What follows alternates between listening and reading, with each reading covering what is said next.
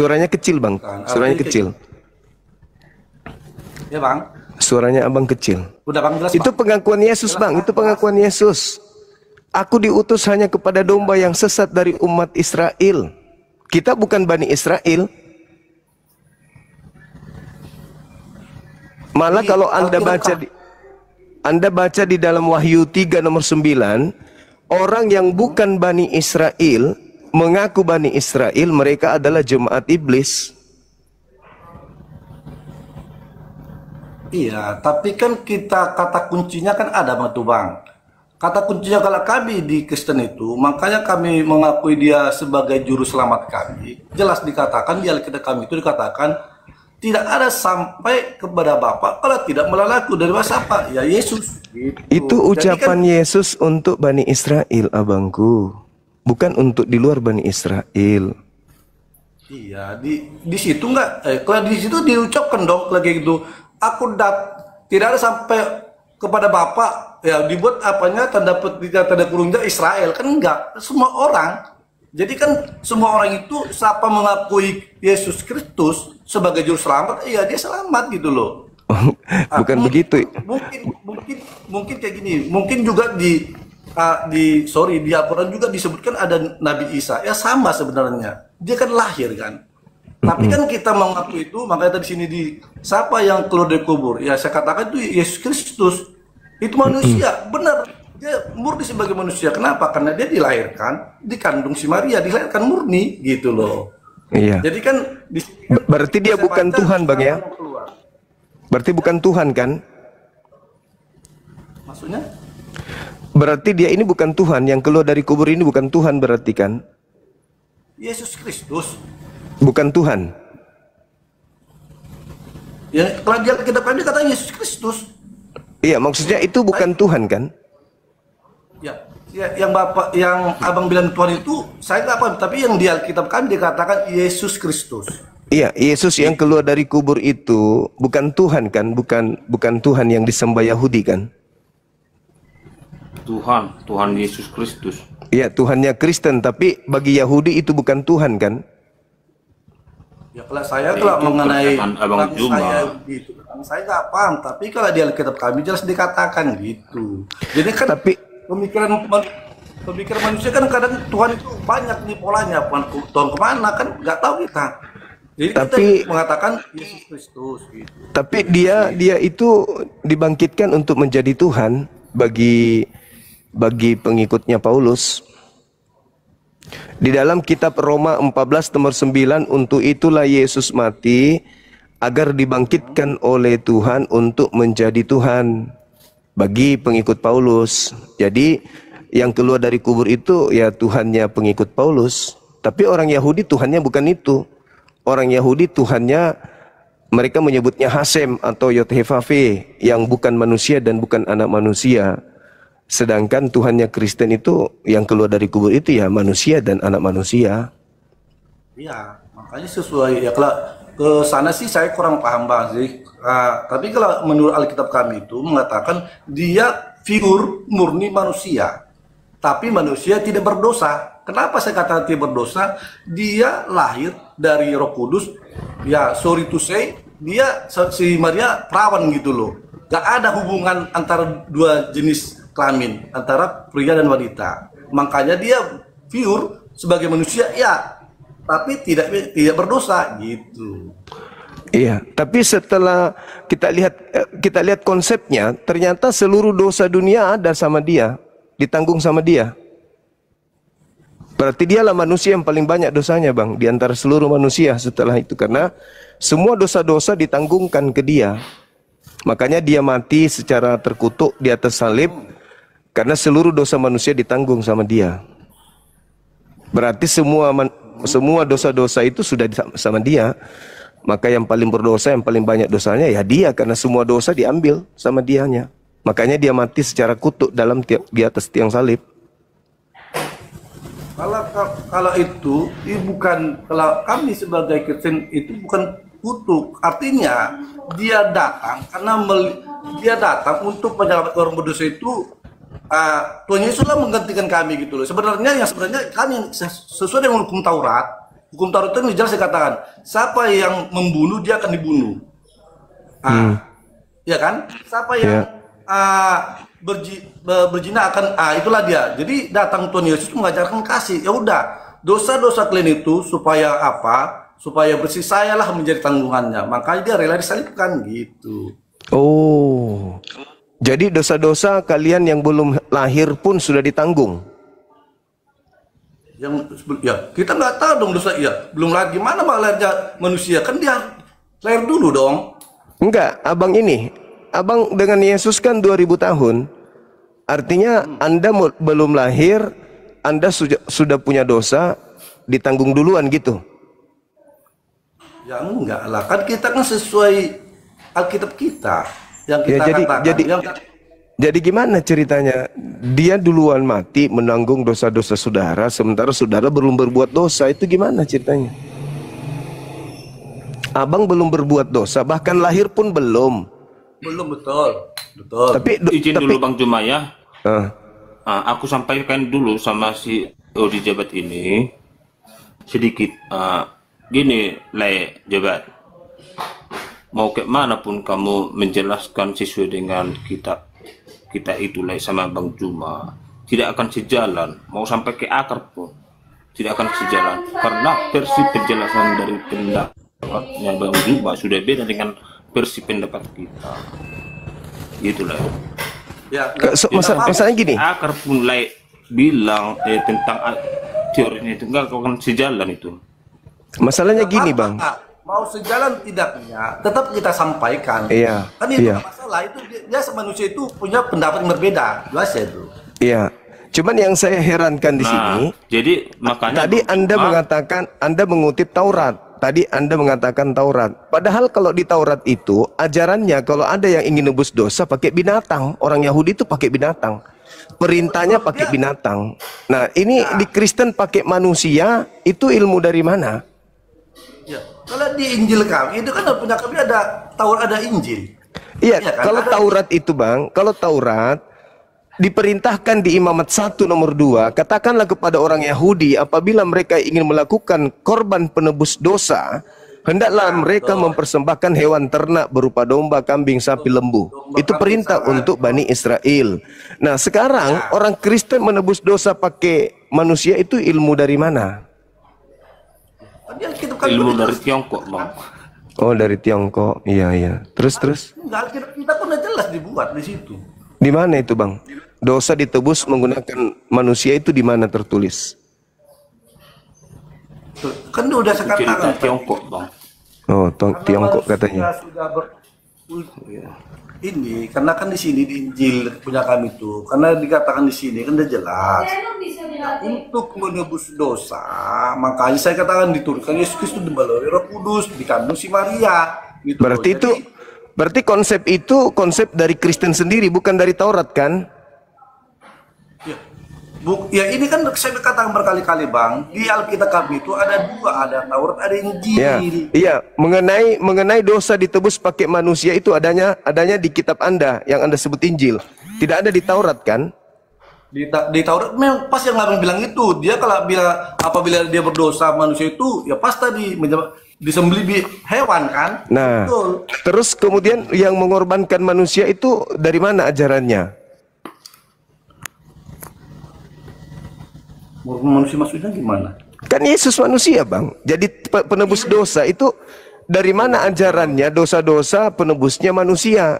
Kalau di Taurat dosa-dosa penebusnya binatang. Nah di Kristen dosa-dosa Kristen penebusnya manusia. Itu ajarannya dari mana? Dari Tobahol Bung Bang. Makanya ada disebut tak bodoh dekenani ura. Itu Bang, dari Tobahol Bung. Iya. Kalau di Taurat itu nggak ada. Malah di Taurat itu di Keluaran 23 dikatakan begini. Jangan kau membunuh orang yang tidak bersalah. Jangan kau membunuh orang yang benar. Sebab aku Tuhan tidak akan membenarkan orang yang bersalah. Begitu juga dikatakan di dalam Amsal 6 nomor 16. 6 perkara yang dibenci oleh Tuhan, bahkan 7 kekejian di dalam hatinya. Di antaranya adalah menumpahkan darah orang yang tidak bersalah. Berarti menurut hukum Taurat, membunuh Yesus itu adalah dosa besar. Tapi Kristen membunuh Yesus adalah penebus dosa. Itu ilmunya kok bisa tabrakan kayak gitu, abangku? Ya karena nggak bisa direm lagi bang, kecepatannya tinggi. Abang dari tadi melawak terus. Orang lagi serius, aku lagi serius. Kami ini menjadi sasaran untuk dijadikan sebagai murid dari yang keluar dari kubur itu. Tapi mata rantai untuk sampai kepada ajaran Nabi Musa yang disebut Taurat itu tidak nyampe ke sana. Contoh misalnya di dalam kitab Taurat dikatakan Tuhan tidak pernah dibentuk menjadi apapun. Yesaya 43 nomor 10. Tuhan maha menghidupkan dan maha mematikan. Yesaya Ulangan 32:39. Tuhan tidak pernah dibentuk jadi apapun, jadi makhluk atau apapun. Tuhan tidak serupa dengan apapun. 2 Samuel 7:22. Kemudian Yesus selama 3 tahun penginjilan di tengah-tengah Bani Israel sibuk berdoa kepada Tuhan. Dan Yesus di dalam Matius 8 nomor 4 mencontohkan mengorbankan binatang. Tapi kenapa di tengah-tengah Kristen kok jadi beda ajarannya? Begitu juga Yesus yang sebelum penyaliban ajarannya beda dengan setelah ada yang Yesus keluar dari kubur, kok jadi beda juga dia. Yang tadinya hanya untuk Bani Israel, begitu dia keluar dari kubur kepada seluruh bangsa, kok jadi beda. Itu bang yang kemudian kami pertanyakan. Kalau saudara penunggu ini udah mau tertawa aja terus dari tadi. Dan kalau kami lihat di dalam Ulangan di Imamat 18 nomor 21, di situ Tuhan mengatakan bahwa janganlah kau mempersembahkan anak manusia kepada dewa Molok. Berarti yang minta persembahan manusia ya dewa Molok. Kalau Tuhan pencipta langit dan bumi yang diperkenalkan Musa dan Yesus, ya tidak ada minta persembahan darah manusia, itu nggak ada. Tapi bertahun kemudian setelah Yesus sudah tak ada, penyaliban kok berubah menjadi ajaran penebusan dosa yang tadinya penyaliban itu adalah hukuman. Hukuman bagi orang yang melakukan dosa yang sepadan dengan hukuman mati. Tidak ada orang Yahudi menebus dosa dengan menyalibkan kambing, menyalibkan sapi, menyalibkan apalagi menyalibkan manusia, itu nggak ada. Tapi kenapa di meja gereja tragedi yang terjadi antara Yesus dengan orang Yahudi berubah menjadi satu konsep agama penebusan dosa? Itu yang kami herankan gitu.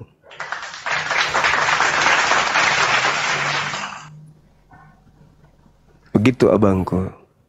Sementara Yesus sibuk mengajarkan bertobatlah, bertobatlah, bertobatlah, bertobatlah. Untuk apa bertobat? Kalau ternyata dosa sudah ditebus sama dia. Tapi dia katakan bertobatlah. Kiamat sudah dekat. Bertobatlah, kiamat sudah dekat.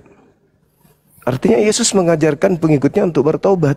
Bukan menganggap dosanya ditebus. Begitu abang. Jadi kami tidak bisa dijadikan murid. Ya, gimana?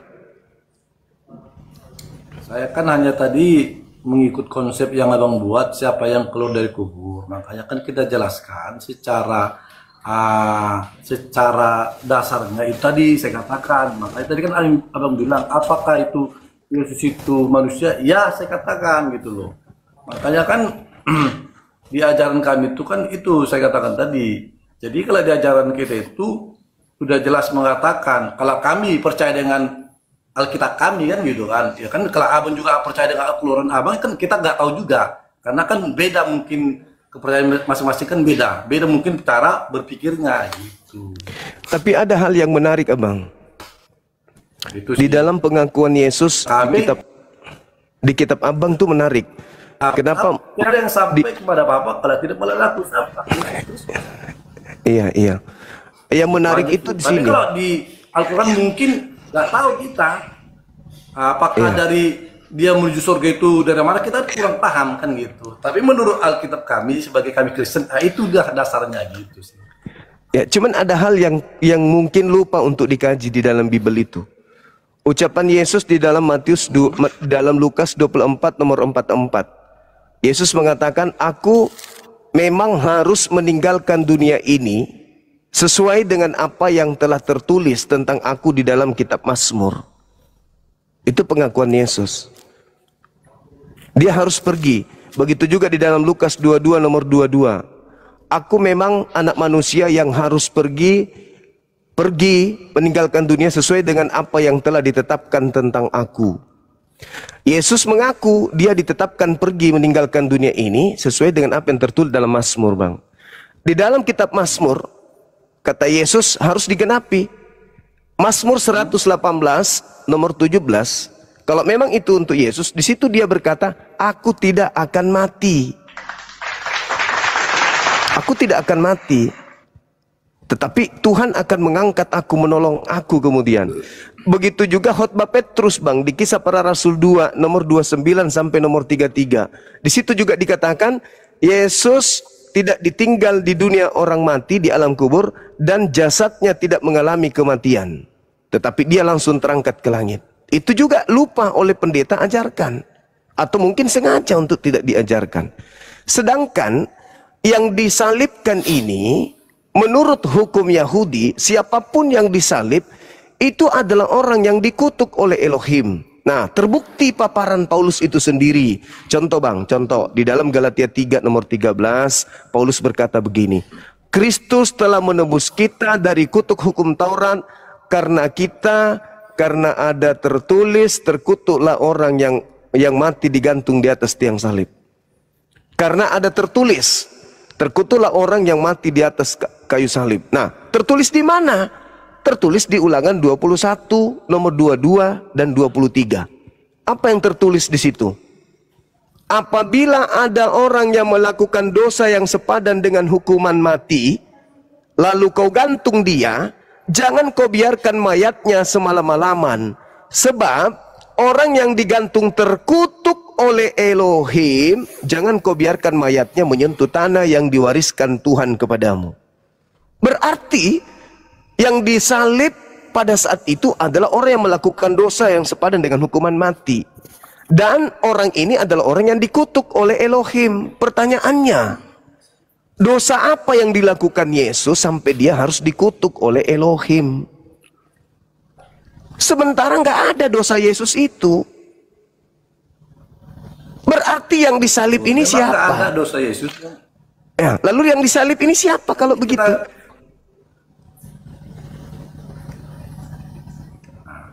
Nah, memang Iya. itu Yesus Coba itu tidak Abang berdosa. Duma tunjukkan dulu apa ayatnya bahwasanya Yesus dikutuk jadi berdosa. Galatia 3 nomor 13. Ya, tunjukkan Paulus Bang, yang secara mengatakan langsung di itu. sini. Paulusnya yang Ya, berkata, tunjukkan dulu ayatnya. Kristus telah menebus kita dari kutuk hukum Taurat karena kita, dengan jalan kutuk karena kita. Sebab ada tertulis, terkutuklah orang yang digantung di atas tiang salib. Nah, siapa yang digantung di atas tiang salib? Yesus. Orang yang digantung, yang dikutuk oleh Elohim. Di mana jalannya Yesus orang benar ini dikutuk oleh Elohim? Gak ada jalannya. Maka berlakulah apa yang dikatakan Yesus, aku harus pergi meninggalkan dunia ini sesuai dengan apa yang tertulis tentang aku di dalam kitab Nabi. Amsal 21 nomor 18. Pengkhianat dipakai tebusan bagi orang yang jujur. Orang fasik sebagai ganti orang yang benar. Siapa yang fasik di situ? Siapa yang jujur di sana? Siapa yang benar di sana? Yesus orang benar, Yesus orang jujur. Berarti ada orang fasik yang menggantikan dia. Ada pengkhianat yang menggantikan dia. Karena yang dikutuk sebenarnya di sana adalah Yudas. Ulangan 27 nomor 25. Terkutuklah orang yang menerima suap untuk menyerahkan orang benar agar dibunuh. Itu siapa? Yudas. Berarti yang dikutuk siapa? Masa Yesus, Bang? Yang menerima Tapi suap tunjukkan dulu, Bang. Yudas. Tunjukkan dulu Bang ayatnya itu Bang. Yang mana? Yang Abang sebutkan tadi, biar pintar kami Bang. Ulangan 27 nomor 25. Ya, aku tidak punya Bible di sini Bang. Coba tunjukkan Pak. Bible saya kecil, kalaupun saya tunjukkan kecil kali. Coba dilihat di HP. Iya, pakai HP abang. Aku cuma satu HP itu, bang.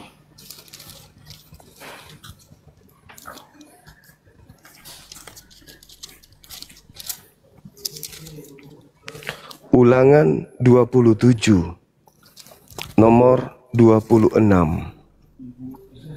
25.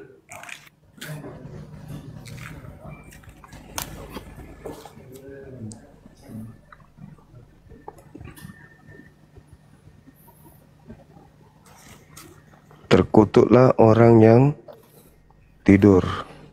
Terkutuklah orang yang tidur. Terkutuklah orang yang tidur.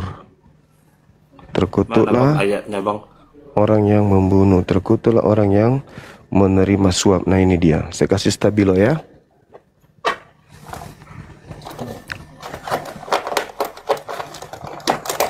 Jadi di antara kedua orang tersebut, antara Yudas dengan Yesus, yang pantas disalib ya Yudas, karena dia yang makan suap. Ya, tunjukkan dulu ayatnya, bang.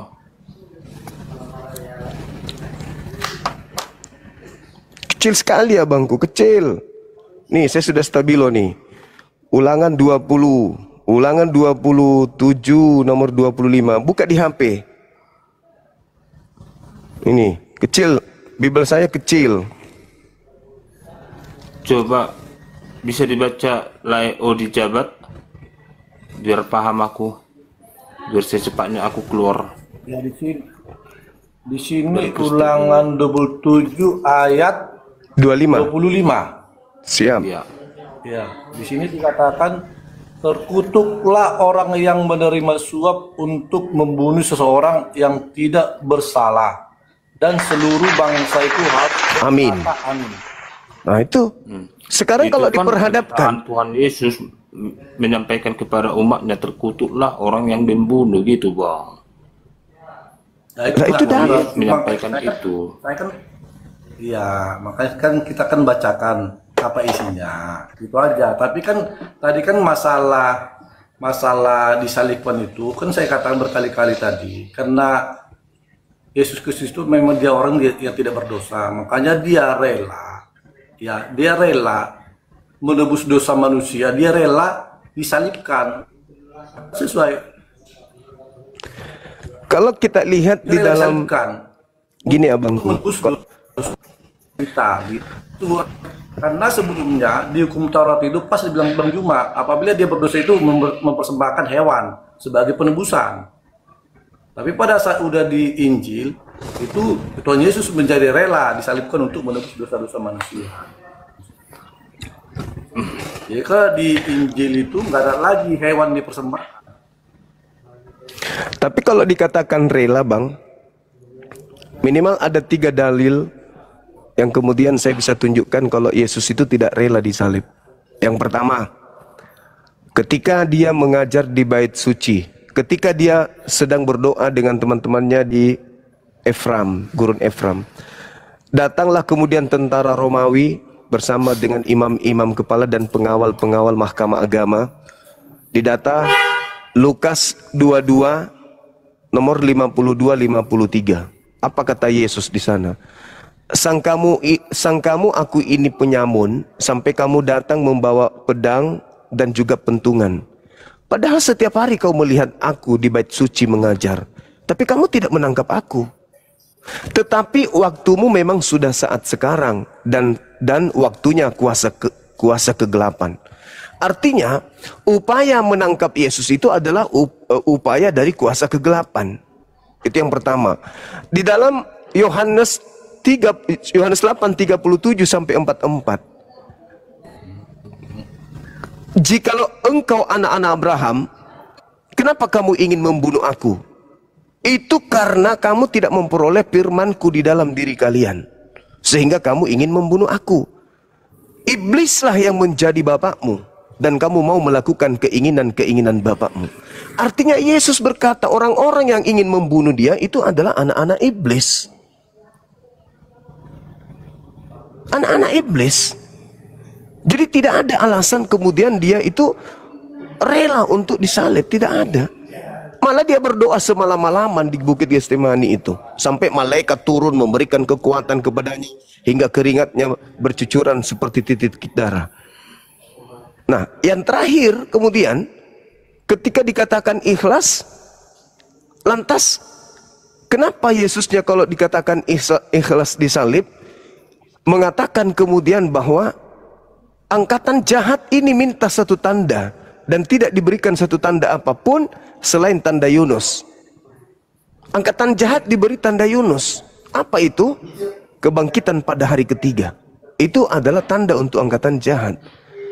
Lalu ketika Yesus ingin ditangkap di dalam Yohanes 11 nomor 45 sampai nomor 57, dikatakan imam-imam kepala ingin membunuh Yesus karena mereka takut bangsanya dirampas oleh orang Roma. Maka hari itu juga mereka bernubuat Yesus harus mati untuk bangsa mereka. Maka di data nomor 53, maka mulai hari itu mereka sepakat membunuh Yesus. 54-nya, setelah itu Yesus tidak lagi menampakkan diri di tengah-tengah mereka, melainkan Yesus kemudian pergi di sebuah padang gurun bernama Efram bersama dengan murid-muridnya. Tidak menampakkan diri lagi karena dia tidak ikhlas. Dia tidak mau dibunuh. Ya, aku ambil poinnya Bang. Terakhir pertanyaan aku Bang, biar selesai aku ini ya, karena aku ini salah satunya komal abang yang lama menunggu dari tadi. Satu lagi pertanyaan aku terakhir Bang ya, jika memang agamaku ini agama sesat, aku minta kebenaran sama abang itu, bahwasannya abang menyatakan itu agama abang itu yang benar. Coba abang sebutkan di dalam Quran abang di mana aku izin dulu ya Bang ya. Menyatakan ya, Bang Odi, jalan kebenaran dan terang. Dan di mana abang Nabi Muhammad membuktikan mujizatnya menyembuhkan orang buta, orang sakit gitu Bang. Setelah bisa abang tunjukkan itu, pertanyaanku itu, saya akan masuk ke iman abang. Itu aja pertanyaanku. Tunjukkan dengan secara jelas melalui Al-Quran. Oke. Al-Quran surah Ali Imran ayat 31. Bismillahirrahmanirrahim. Qul in kuntum tuhibbunallah fattabi'uni yuhibbukumullah wa yaghfir lakum dzunubakum wallahu ghafurur rahim. Di situ dikatakan, katakanlah kepada seluruh umat manusia, jika engkau ingin dosa-dosamu seluruhnya dihapuskan oleh pencipta langit dan bumi, dan ingin dirimu disayangi oleh Dia, maka ikutlah kepada baginda Rasulullah Muhammad sallallahu alaihi wasallam. Yang pertama. Yang kedua, orang-orang Israel ahli kitab dikatakan di dalam Al-Quran surah Al-Ma'idah ayat 15 dan ayat 16. Ya ahlal kitab, qad ja'akum rasuluna yubayyinu lakum katsiran mimma kuntum tukhfuna minal kitab wa ya'funa min katsir wa ya'funa an katsir wa ya'fu an katsir. Telah datang kepadamu kata Allah penjelasan yang menjelaskan, yaitu Al-Qur'anul Karim. Maka Allah mengatakan, qad ja'akum minallah nurun wa kitabun mubin. Maka telah datang kepadamu cahaya, yaitu Nabi Muhammad, dan Al-Quran yang menjelaskan. Yahdi bihillah manittaba ridwanahu subulas salam. Maka ikutlah kepada petunjuk Al-Quran melalui Nabi Muhammad untuk menuju kepada jalan keselamatan. Apa mujizatnya? Yang terakhir, apa mujizatnya baginda Rasul Muhammad SAW? Kalau kita lihat mujizat-mujizatnya yang dipertontonkan di tengah-tengah kaumnya bangsa Arab, itu yang masih bisa dirasakan hari ini adalah Al-Quranul Karim. Dan setiap nabi itu memiliki mujizat masing-masing. Musa membelah lautan. Yesus membangkitkan orang mati. Apakah itu masih bisa kita lihat? Atau itu hanya tinggal kenangan? Tinggal kenangan. Yang dibutuhkan sekarang ini apa? Kalau belah lautan sudah bisa, ada pancang, orang sudah bisa, kemudian lautan jadi daratan sudah bisa. Kalau menyembuhkan orang, sudah banyak orang yang disembuhkan kemudian. Kalau membangkitkan orang mati, ya banyak orang penyakit jantung, jantungnya kemudian dipotong, disambung pakai cincin, masih belum mati dia, masih hidup sampai sekarang. Lalu apa yang dibutuhkan alam semesta hari ini? Hukum-hukum. Hukum-hukum apa? Al-Quran. Pembimbing dalam hidup.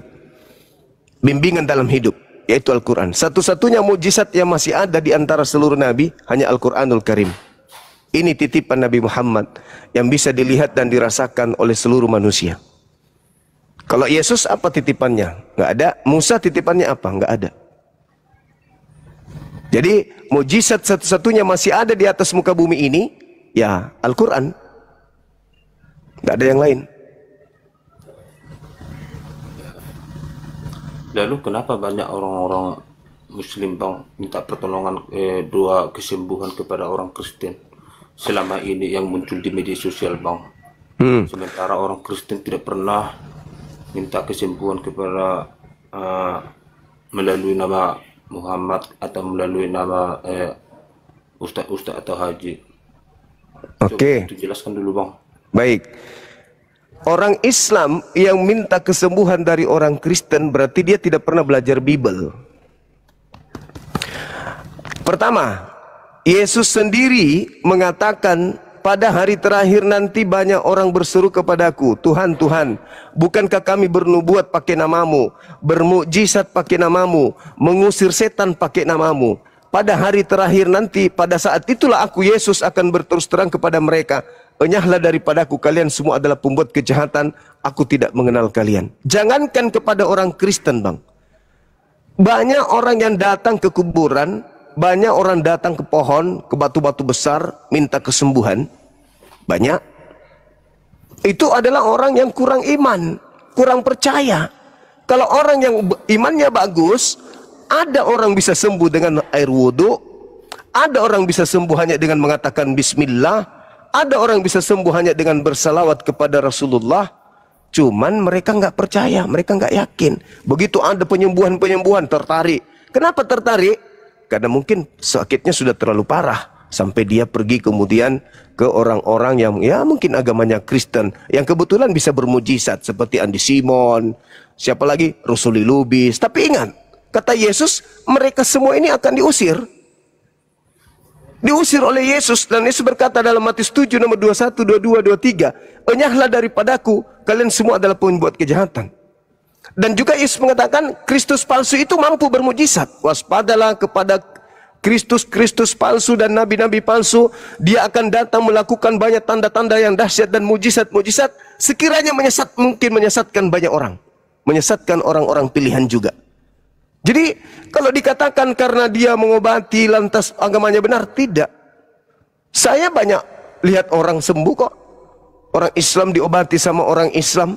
Dan sekarang kalau sakit, ya kan ada rumah sakit.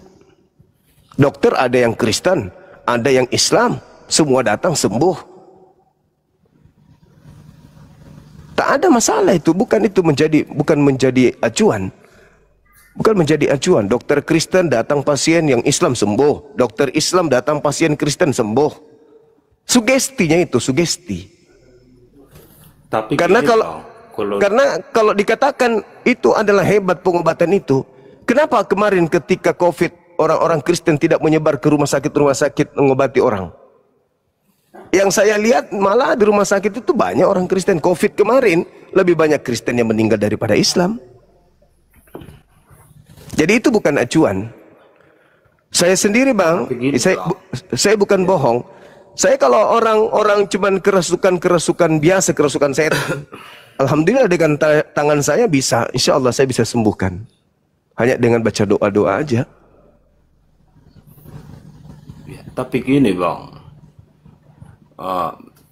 tapi kalau memang di kemudian hari atau di hari kiamat baru kami tahu rasanya bagaimana mengimani tentang ke orang Kristen itu, di ajarannya tidak ada sama sekali mengenai hal buruk. Tetap kami seorang Kristen itu diajarkan jangan berzina, jangan berbohong, jangan membunuh, dan kasihilah musuhmu seperti dirimu mengasihi manusia. Itu kan sama sekali kalau saya ambil poinnya tepat bang. Itu dan semua mujizatnya itu sejalan. kalau Seperti tidak ada ajaran-ajaran yang kayak salah. begitu, Bang. Kalau ajaran-ajaran kayak begitu, semua agama ajarkan, Hindu, Buddha, semua ajarkan. Semua mengajarkan seperti itu. Masalahnya bukan dari aspek itu yang kita lihat. Masalahnya yang benar adalah sembahan kita itu loh. Semua orang Ya, tanpa yang kayak jangankan kesembahan itu untuk mengambil kebenaran. Kalau menurut saya pribadi jauh lebih meyakinkan tentang imanku, Bang. ya Karena silakan. Tapi yang saya tahu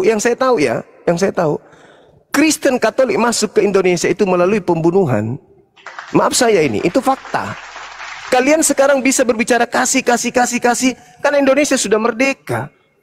kita 350 kan berbicara tahun. teori, Bang, bukan Ti- berbicara tentang sejarah masuknya ke sini. Lah, itu kan Bukan praktek. berbicara Itu praktek. Agama Kristen menyebar ke seluruh dunia itu dengan perang. Di mana? Di Indonesia ini ada Kristen masuk dengan damai? Di mana? Di mana? Katolik masuk melalui Portugis, Belanda, kemudian Kristen masuk ke Indonesia. Jadi mereka membuat teror dulu, menakutkan orang, membuat bencana, membuat musibah. Setelah kemudian orang terjepit, orang susah, baru datang misionaris, mendoakan, mengajak mereka masuk ke Kristen. Itu polanya. Sekarang Anda boleh berbicara ajaran kasih, karena sudah merdeka. Berani enggak Anda ketika Belanda datang menjajah Anda berbicara, kami adalah kasih, mengasihi musuh? Berani enggak? itu kan bisa disebutkan sejarah antar suku, Bang, atau sejarah manusia Enggak. datangnya. Mereka datang membawa misi Kita kekristenan berbicara dan sesuai Katolik. kita kan Mereka berbicara dengan sesuai- datang ke Indonesia ini mengajarkan menjajah, menjara, merampok dan juga mengajarkan agama mereka. Itu.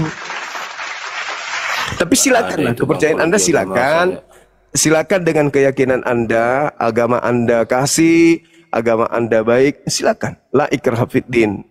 Tak ada paksaan di setiap Ya, agama. saya Ya kan- mungkin agama Islam menurut Anda radikal, mungkin agama Islam itu kejam, makanya kemudian kekejaman Islam itu sampai mereka bersatu mengusir penjajah yang beragama Kristen, maka Anda mengatakan kami adalah agama yang kejam, mungkin Islam ajaran kasih.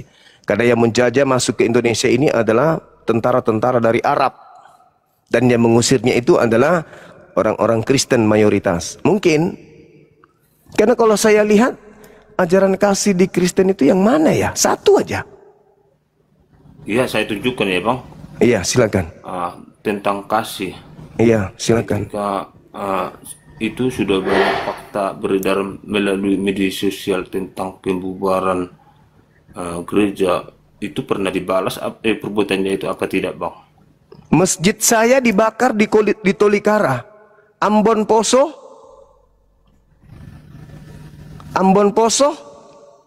dan sampai hari ini siapa pelakunya di timur sana? Hah?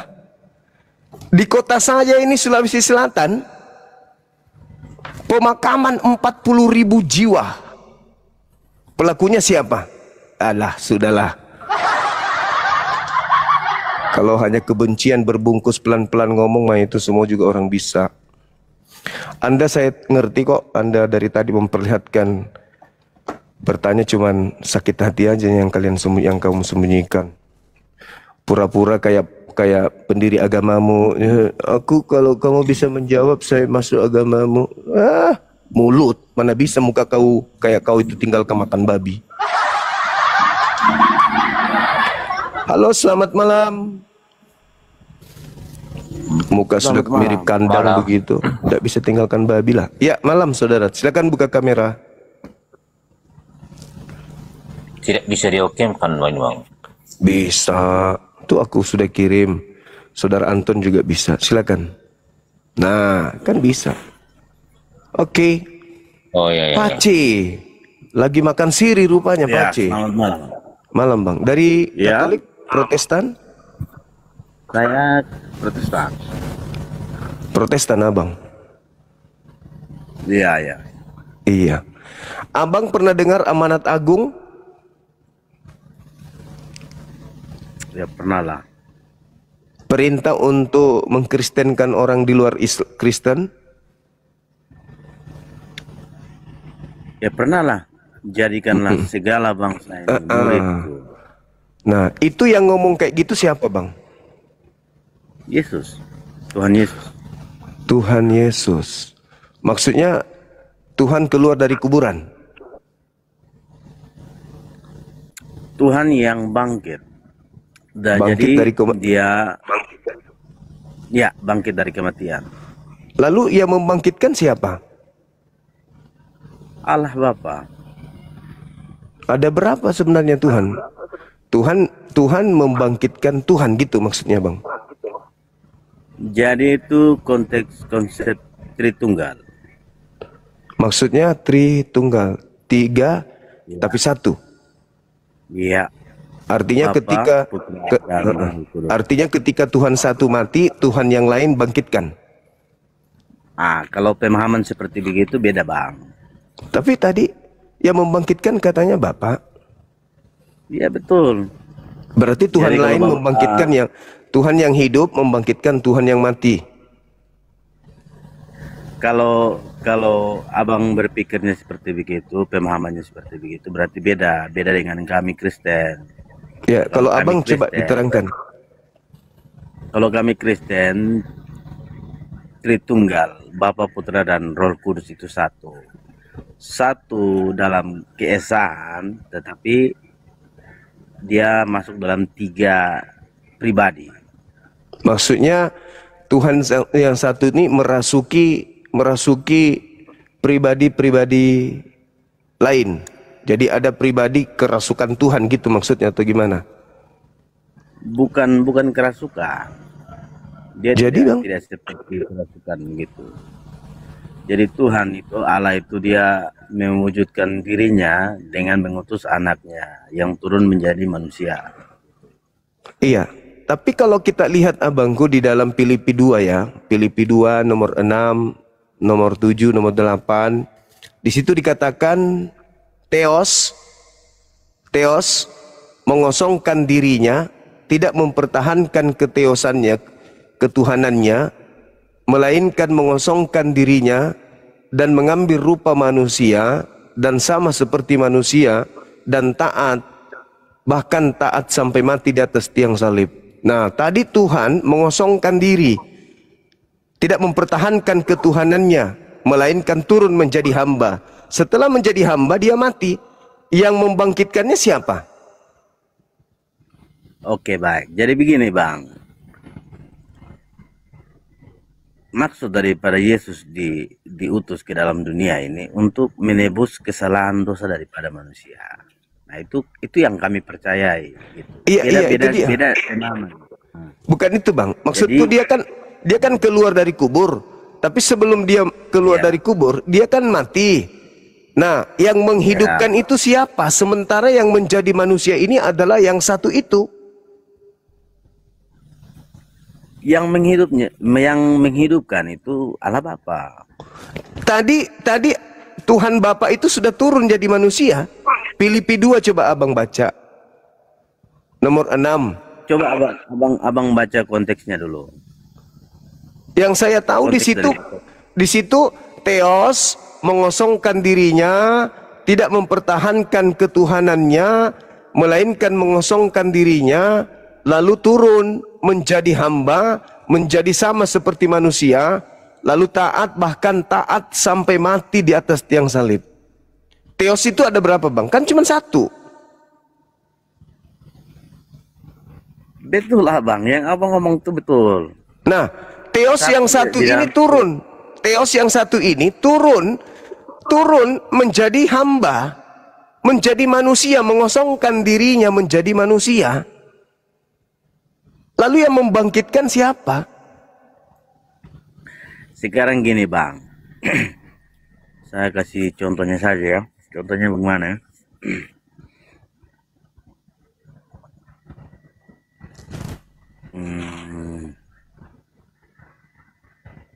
Apa ya contohnya? contohnya begini. Abang punya anak. Iya. Ya, abang punya. Abang mau pergi ke suatu tempat, tapi abang mengutus anak abang dengan nama marganya, menggunakan marganya, marga abang gitu. Tetapi di dalam nama yang berbeda. Nah, terus sampai di sana sudah abang penuhi undangannya. Ini contoh perumpamaan ya. Jadi jangan disalah artikan. Jadi abang sudah penuhi undangannya, abang kembali, tetapi abang meninggalkan suatu kesan dengan hal yang baik gitu. Lah, ini beda, Bang. Yang tadi itu Bapak mengosongkan dirinya, tidak mempertahankan ketuhanannya, melainkan turun ke bumi menjadi manusia. Tuhannya yang turun ke bumi menjadi manusia, Bapaknya yang turun ke bumi menjadi manusia. Dia tidak mempertahankan ketuhanannya, melainkan mengosongkan diri. Turun ke bumi, mengambil rupa manusia, lalu taat, bahkan taat sampai mati di atas tiang salib. Nah, kalau Bapak turun ke bumi mengambil rupa manusia, lalu mati, pertanyaannya, siapa lagi yang membangkitkan? Bukankah tadi Bapak sudah mengambil rupa manusia? Abang tadi dengar saya punya perumpamaan tidak? Contohnya yang saya kasih. Ya, yang Abang jadikan contoh tadi itu saya mengutus anak. Tapi kalau di Filipi 2, kalau di Filipi 2 bukan mengutus anak, dia sendiri yang mengosongkan dirinya, turun menjadi manusia.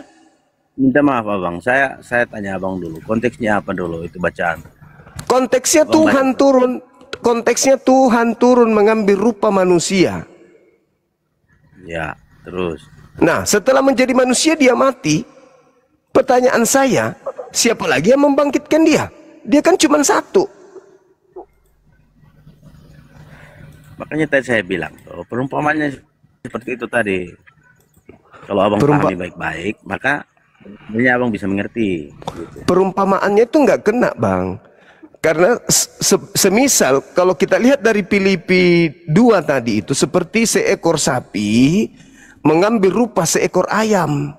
Tidak mempertahankan kodrat sapinya, tetapi turun menjadi seekor ayam. Tak ada lagi sapi, sudah jadi ayam. Coba Anda baca Filipi 2. Nomor 6, nomor 7, nomor 8. Filipi 2, tunggu sebentar ya. Iya. Aduh. Bisa kalau keluar berarti dia langsung keluar nih, mati. Baca aja dulu, Bang.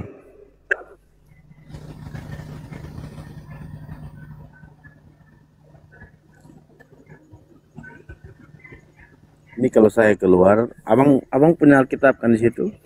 Ada tapi kecil. Saya nggak bisa tampilkan di layar.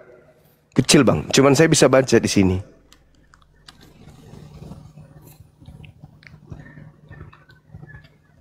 Kecil. Jadi dia Bapak tidak mempertahankan ketuhanannya, melainkan mengosongkan diri, lalu mengambil rupa hamba, lalu menjadi manusia, lalu taat sampai mati di atas tiang salib. Lalu siapa yang membangkitkan? Ada Bapak yang membangkitkan. Lalu siapa yang keluar dari kubur? Kalau Bapak ternyata masih ada di atas, gitu.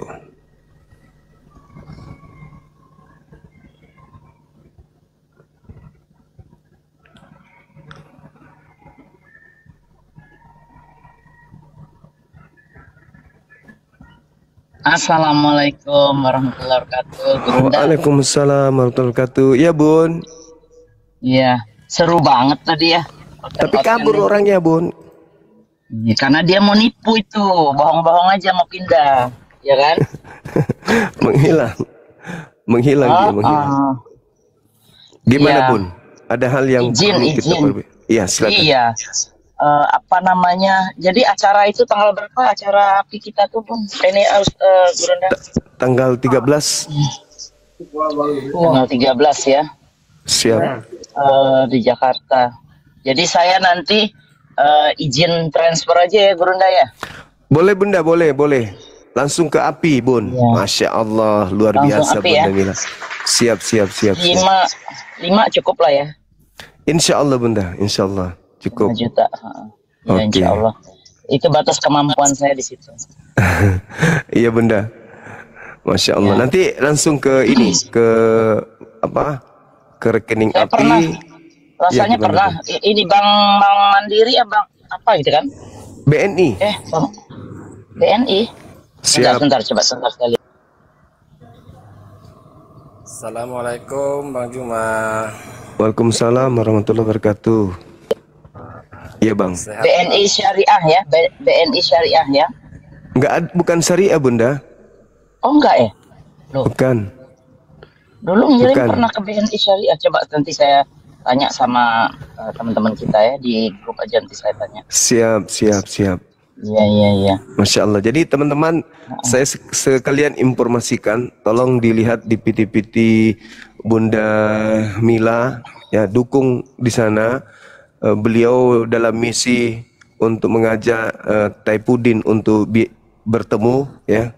Dan ternyata Ya, hal itu benar. sudah dia lakukan, membuat kemudian penggemar yang ada di Indonesia, penggemar Taipudin itu ketakutan ketika Bunda Mila minta untuk diaturkan ketemu dengan Taipudin. Gitu teman-teman. Jadi di follow PT-PT-nya, ikuti perkembangan pergerakan beliau di Amerika sana. Itu ya teman-teman. Banyak informasi-informasi yang baik dari PT-PT beliau yang bisa teman-teman jadikan sebagai pelajaran, pengalaman dan seterusnya. Silakan di follow sekalian, ikuti PT-PT. Jadi Gurunda beliau. izin. Siap. Jadi kemarin itu sedikit saya cerita ya. Si Saipudinnya itu udah mau ketemu. Jadi kita kan siapin tuh. Kalau saya langsung ke tempat dia kan jauh banget, udah gitu panas sekarang kan. Jadi kita bilang ketemu di tengah. Nah dia udah nyebutin restorannya. Saya udah tahu itu memang restoran itu tuh agak di tengah lah, nggak terlalu ini. Rupanya si apa yang hostnya ini mulai berasa ini, wah jangan-jangan nanti si Bunda Mila nih apalah katanya agennya Bang Zuma lah, apalah segala macam itu. Jadi nimbulin dia jadi takut. Akhirnya saya di stop ngomong itu di situ. Lucu banget kan? Ampun deh, ya Allah. Takut Ya mudah-mudahan mereka aja deh. Takut, makanya saya kejar terus deh. Benar saran Bang Zuma, kita kejar terus sampai ketemu. Soalnya kalau udah ketemu Saipudin, dia ini sering ketemuan Edis. Nah itu mau saya gabungin gitu loh. Iya. Seperti itu. Iya Bunda. Ya udah, Bunda mau ini lanjut dulu deh. Siap. Makasih Bunda ya. Iya. Makasih sama-sama. Panjang umur, Bunda. sehat selalu, sukses terus Siap. usahanya di sana, jaga Amin. diri baik-baik, Masya Allah. Ya, Bang Zuma juga ya. Siap. Sehat-sehat ya. Saya mewakili netizen Mudah-mudahan. mengucapkan banyak terima kasih dan juga api Bunda. Lanjutkan Ya, perjuangan. sama-sama. Siap. Terima Masya kasih. Allah. Makasih. Assalamualaikum. Waalaikumsalam warahmatullahi wabarakatuh. Allahu Akbar. Kali nengok apa konten-konten abang, memang suka saya. Kadang saya Siap. tengok juga. Tapi kalau abang paling suka lah saya memang nengok-nengok apa konten. Siap. Makasih Tapi Bang. Tapi maunya abang menghadapi orang-orang kayak gitu bang, abang harus dengan sabar. Gak perlu abang dengan emosi apa, sabar bang. Yang penting kita di agama kita harus kita tegakkan terus bang. Siap. Saya coba belajar sesabar mungkin abangku. Tapi ya terkadang memang karena kita yang mengalami perang, Iya. itu beda dengan orang yang cuma duduk-duduk aja. Karena kalau kita lagi berdebat itu semua tenaga itu kerja, pikiran, Iya. nafsu, ya kan ya. Kemudian pembawaan, penjuaan kita, emosi kita, itu semuanya bekerja. Nah, yang penting saya minta kepada abang harus tahan emosi abang, nggak perlu apa, kita harus dengan rileks, santai menghadapi orang itu bang dengan sabar. Itulah biar Iya. itulah namanya dengan ujian, kita diuji dengan penuh kesabaran kita bang. Kasih.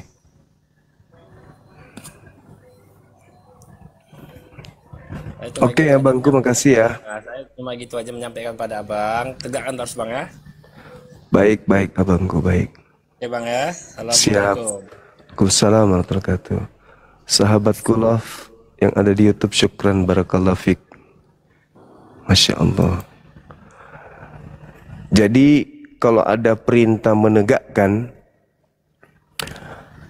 jadi sahabat-sahabat juga harus paham. Dalam berdakwah itu, dalam berjihad, keras itu bagian daripada jihad. Marah itu bagian daripada jihad. Bukan mulu-mulu. Bunda, aku Ya. parkun sebentar ya, biar di follow sebentar ya. Siap, siap, siap Bunda, siap. Teman-teman silakan di follow Bunda Mila, Udah, lanjut silakan. aja, saya nggak ganggu nih. Siap. Gitu. Jadi marah juga itu jihad. Jangan dikira marah itu bukan jihad. Cuma mau melempem aja, iya Pak, iya Pak, oke Pak. Itu bukan jihad, itu Indomie. Saya dengan pola saya teman-teman ya. Saya dengan pola saya tahu ritme.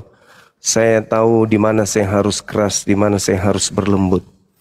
Gitu. Saya juga belajar, saya banyak belajar tentang psikologi. Saya juga belajar psikologi, belajar mengajar. Bagaimana menjadi seorang pendidik, saya juga belajar. Nah, yang kita hadapi ini bukan manusia biasa. Mereka ini adalah saudara-saudaranya itu. Jadi ya mau tidak mau saya harus tegas keras. Begitu abangku. Bahkan nyawa pun dipertaruhkan. Bukan ecek-ecek, bukan main-main. Kalau mau menasihati orang tua, menasihati orang-orang yang sudah sehat otak ya memang. Tapi kalau di dunia debat kayak begini, kecuali kalau saya penceramah mungkin. Halo saudara Romeo, selamat malam. Halo. Makasih abangku yang sudah memberikan nasihat. Bagaimanapun nasihat abang saya terima ya. Namun ketika hal itu saya belum bisa sepenuhnya praktekkan, itu artinya kesempurnaan belum sampai kepada saya. Saya harus banyak belajar. Tapi saya belum menemukan metode menghadapi penghujat. Saya harus sabar, itu belum. Saya belum temukan metodenya. Gimana saya harus bersabar di hadapan orang yang menghina Tuhan saya, menghina agama saya, itu saya belum temukan. Saudara Romeo silakan buka mic-nya, silakan Bang. Halo.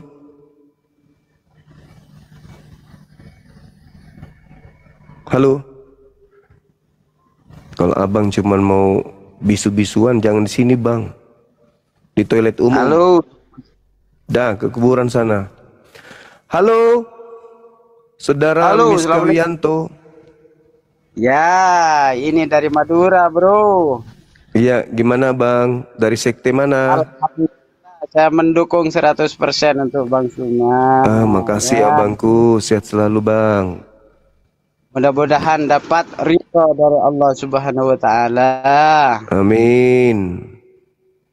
Mudah-mudahan jihadnya diterima oleh Allah Subhanahu wa taala. Amin. Itu aja yang saya sampaikan, Bang Suma. Iya Bang, makasih. Salam dari Madura, satu darah. Baik. Masya Allah. Assalamualaikum. Waalaikumsalam warahmatullahi wabarakatuh. Halo saudara Retro. Halo.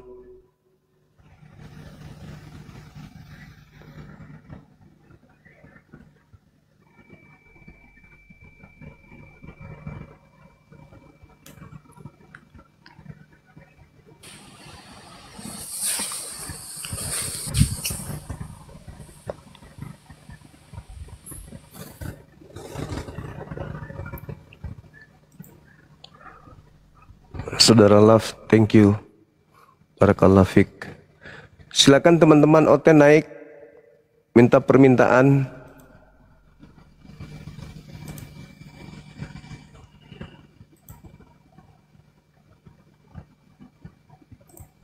Halo.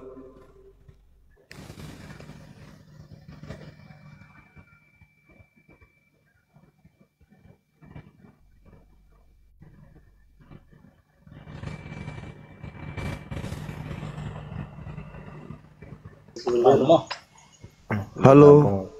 Halo, selamat malam. Malam. Ya, bisa buka kameranya, Bang.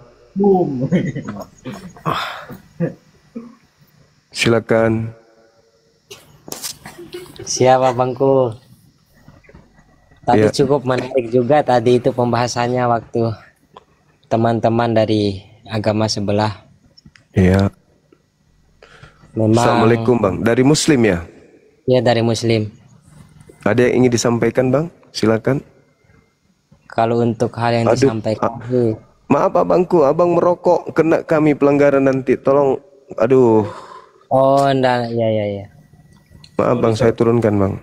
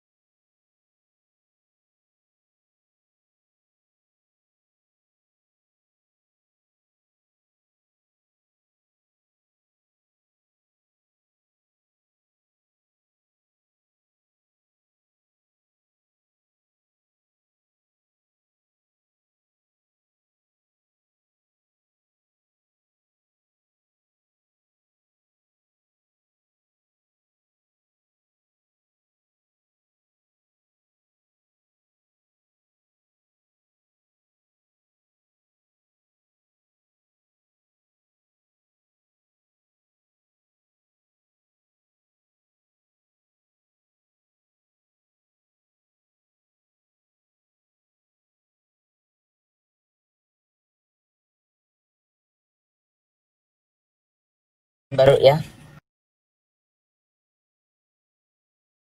Saya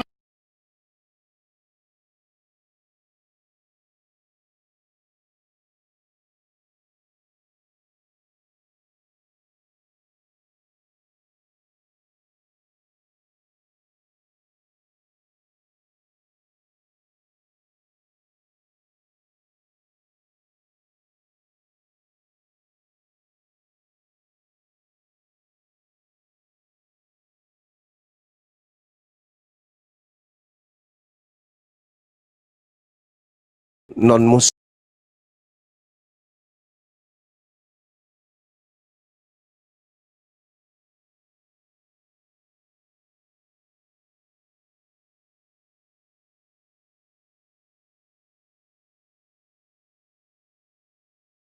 Saya melihat euforia daripada teman-teman itu ketika kita berdebat. Apa yang mereka dukung kepada kita itu berdampak kepada musuh. ya. Lawan diskusi kita itu seketika down.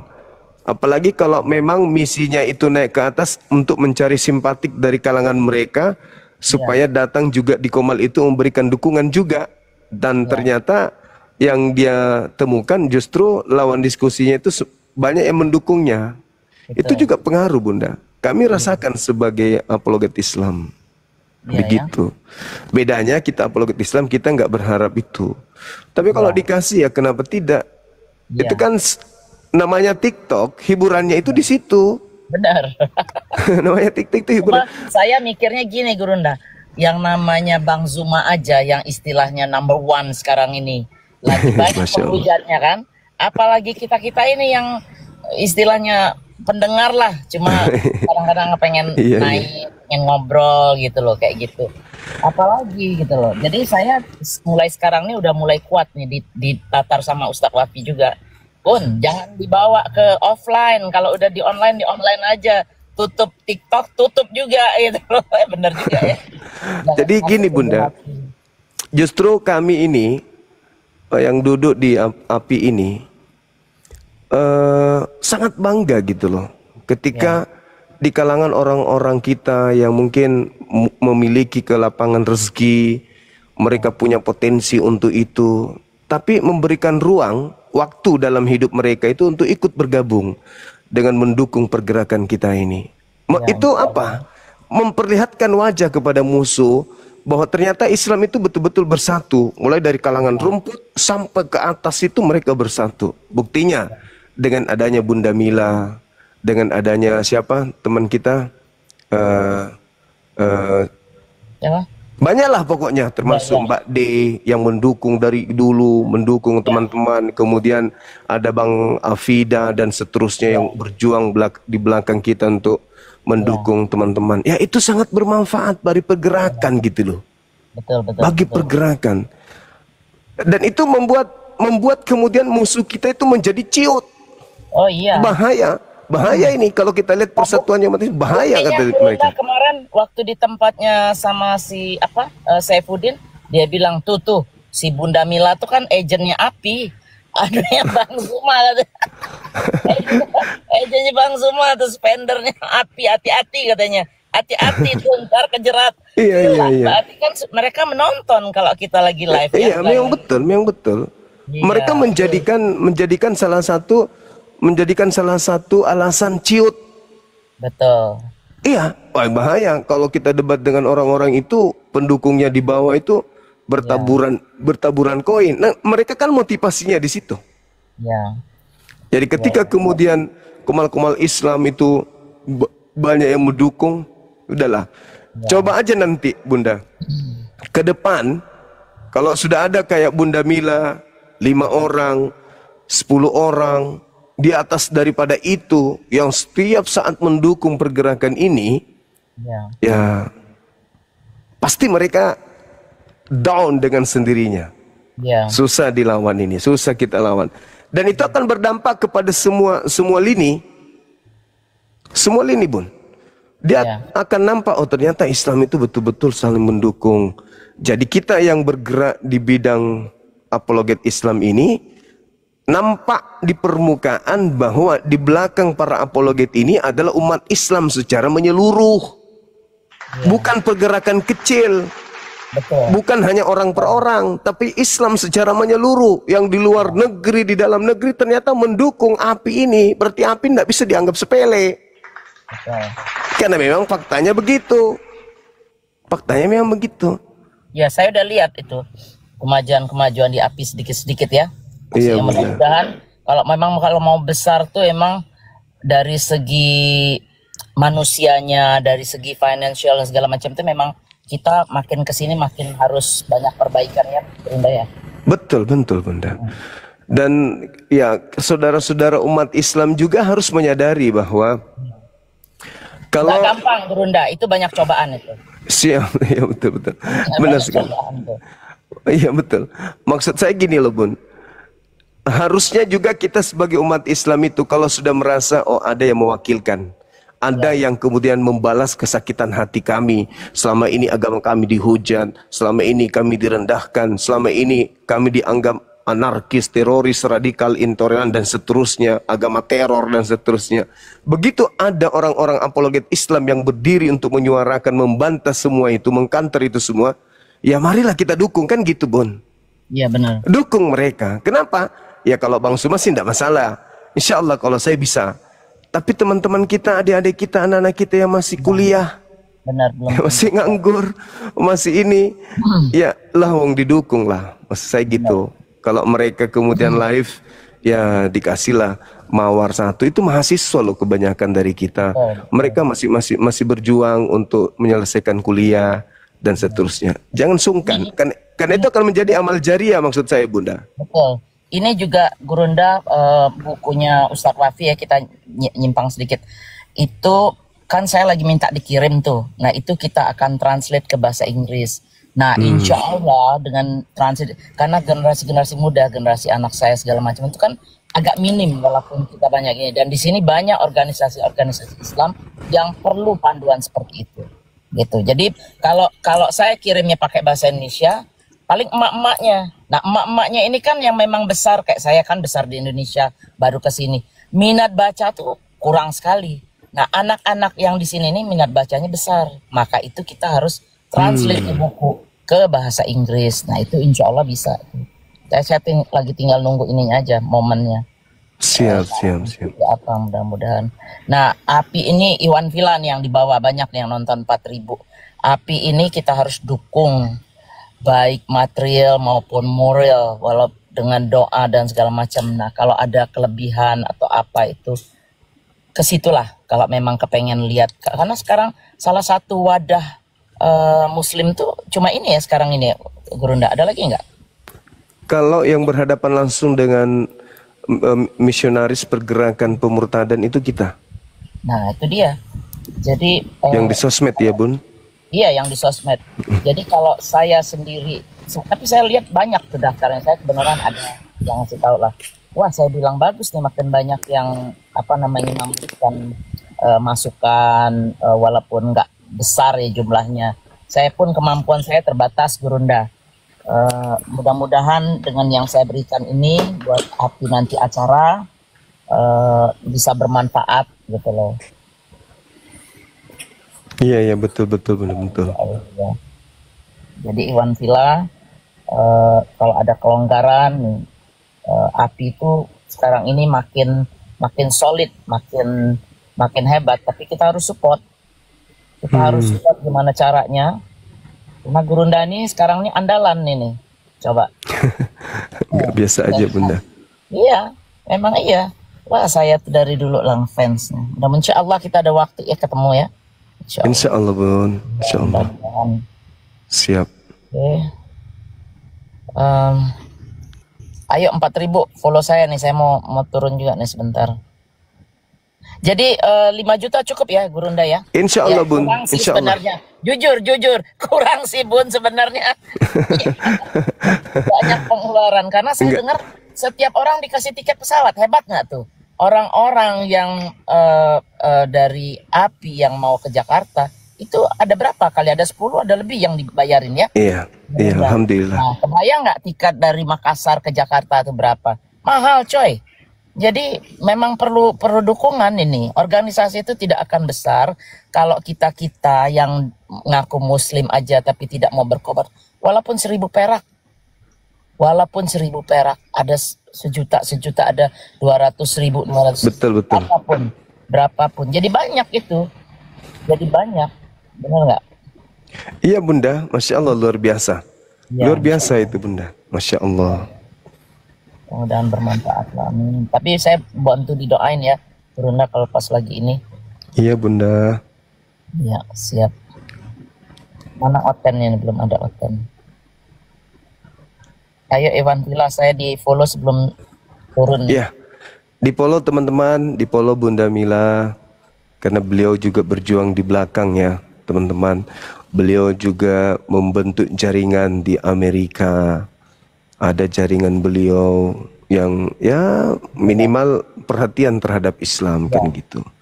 Jadi orang-orang yang ada di Amerika sana membentuk jaringan untuk menguatkan apologet Islam Indonesia, begitu juga menguatkan Islam di Amerika sana gitu teman-teman ya.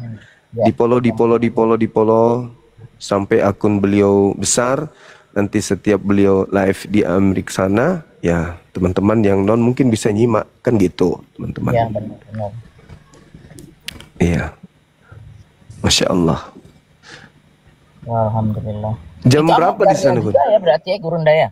Gimana Bun? Amal jariah juga saya bilang. Iyalah, pastinya itu. Betul. Pastinya itu Bun.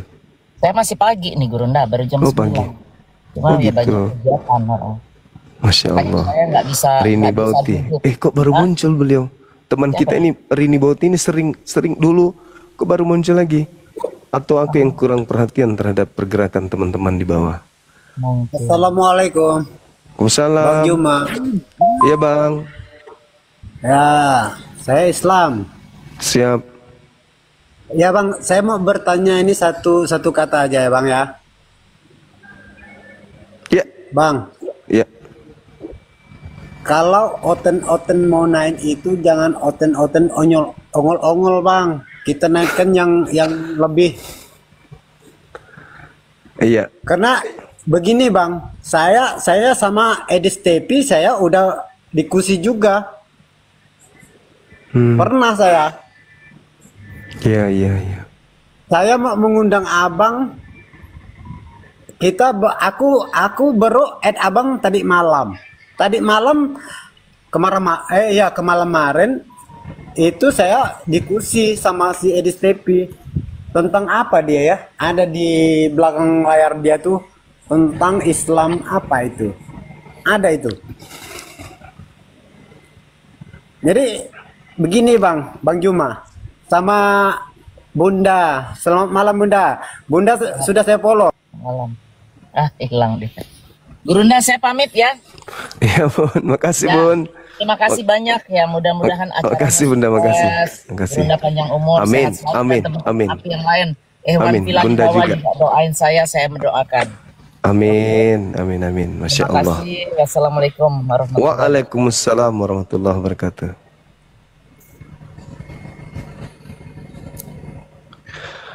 Lawang kalau mau naik ke sini abangku, apalagi abang seorang muslim, mau buka kamera yang pakai baju dulu dong. Aduh, gimana sih? Katanya bela Islam, tapi akhlak tak ada. Piye, Mas? Udah gitu pakai filter, pakai cewek. Aduh. Nggak nyambung kali. Membahas aku semalam bela Islam dengan berdialog dengan Edis, tapi nggak pakai baju, ditonton ribuan orang. Abang. Sudah gitu pakai filter, pakai lipstick, bang. Lah mending abang jadi penjual cilo aja, jadi penjual sayur. Bikin emosi aku abang ini. Waalaikumsalam warahmatullahi wabarakatuh. Yang kayak gitulah bang. Islam itu punya akhlak, punya adab, punya etika. Masya Allah. Iya benar. Heran juga saya lihat ini orang udah ngaku bela Islam lah, bela inilah, tapi sebetulnya isinya akhlak cuma Mansuma. Jadi ibaratnya tanaman kencur itu paling rendah. Satu waktu itu akan dinaikkan itu apa wibawanya dengan yang maha kuasa. Begitu. Itu akhlak. Iya. Betul lah bang. Iya kan? Iya.